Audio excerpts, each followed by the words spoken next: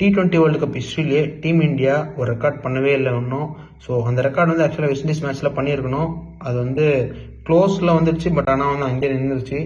But not out தான். ஆனால் வந்து அந்த ரெக்கார்டு ஒன்றும் பண்ணல. At the same time Asian கண்ட்ரீஸில் பார்த்தீங்கன்னா வந்து டாப் 4 கண்ட்ரீஸில் இந்தியா, பாகிஸ்தான், ஸ்ரீலங்கா, பங்களாதேஷ். ஸோ இந்த டாப் 4 கண்ட்ரீஸை கம்பேர் பண்ணும்போது இந்தியாவை தவிர மற்ற 3 கண்ட்ரியுமே இந்த ரெக்கார்ட் பண்ணியிருக்காங்க. அதாவது என்னன்னு பார்த்தீங்கன்னா டாப் ஆர்டரில் இருக்காங்க தெரியுமா, அதாவது டாப் ஆர்டர் ஓப்பனிங் பேட்ஸ்மேன்ஸ் இருக்காங்கல்ல. ஸோ மெயினாக இந்த ஓப்பனிங் பேட்ஸ்மேன்ஸில் வந்து யாராச்சும் ஒருத்தர் வந்து T20 வேர்ல்டு கப்பில் செஞ்சுரி அடிக்கணும். ஸோ அந்த ரெக்கார்டை வந்து டீம் இந்தியாவை தவிர ஈவன் மற்ற கண்ட்ரீஸ், அதாவது ஏஷியன் கண்ட்ரீஸில் பங்களாதேஷில் டமீம் இக்பால் இருக்கார்ல, அவர் வந்து செஞ்சுரி அடிச்சிட்டாரு.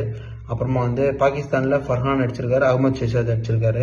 அப்புறம் ஸ்ரீலங்காவில் 19 சங்கா, மஹிலா ஜெயவர்தன் அடிச்சிருக்காங்க. ஸோ இப்படி இந்த ரெக்கார்ட்ஸ் வந்து அவங்க பண்ணியிருக்காங்க. பட் ஆனால் வந்து இந்தியாவில் ஒன்றும் பண்ண முடியல அப்படின்றது ஒரு பெரிய ஒரு வருத்தமாக இருக்குது. ஏன்னா இந்தியன் பிளேயர்ஸ் எல்லாம் பார்த்தீங்கன்னா ரோஹித் சர்மா, அதாவது T20 ஃபார்மேட்டில் பயங்கரமாக ஆடக்கூடியவங்க. நான் சொல்கிறது ரோஹித் சர்மா, விராட் கோலி அப்படின்னு சொல்லிட்டு இவங்க ரெண்டு பேரே ஆக்சுவலாக, ஏன்னா மற்ற ரெக்கார்ட்ஸ்லாம் பண்ணாங்க, இன்னுமாடா இந்த ரெக்கார்டு பண்ணல அப்படின்ற கொஸ்டின் மார்க்கு எவ்வளோ நாள் இருக்கு, இன்னமும் இருந்துட்டு இருக்கு. ஏன்னா வந்து சஞ்சு சாம்சன் போன மேட்ச் வெஸ்ட் இண்டீஸ் அகைன்ஸ்டா 97 ரன்ஸ் நாட் அவுட். பட் ஆனால் வந்து 100 டிசர்வ்டுன்னு வேணா சொல்லலாம். பட் ஆனால் அது 100 கிடையாது. ஏன்னா 100 அடிச்சா மட்டும் தான் அது கவுண்ட்ல வரும். ஸோ அந்த விதத்தில் டீம் இந்தியா இன்னும் இந்த ரெக்கார்டு பண்ணல. இந்த T20 வேர்ல்டு கப்பில் 2 பேரால தான் பண்ண முடியும். ஒன்று வந்து அதாவது டாப் 2 ஆடுறவங்க தான் நான் சொல்றது, ஒன்று 2வது பேட்ஸ்மேன். ஸோ இந்த ஒரு கணக்குப்படி பார்த்தீங்கன்னா ஒன்று சஞ்சு சாம்சன், அப்படி இல்லைன்னா அபிஷேக் சர்மா. ஸோ இவங்க 2 பேர்ல யார் அடிப்பாங்கன்னு சொல்லிட்டு நீங்கள் நினைக்கிறீங்க? கீழே கமெண்ட் பண்ணுங்க.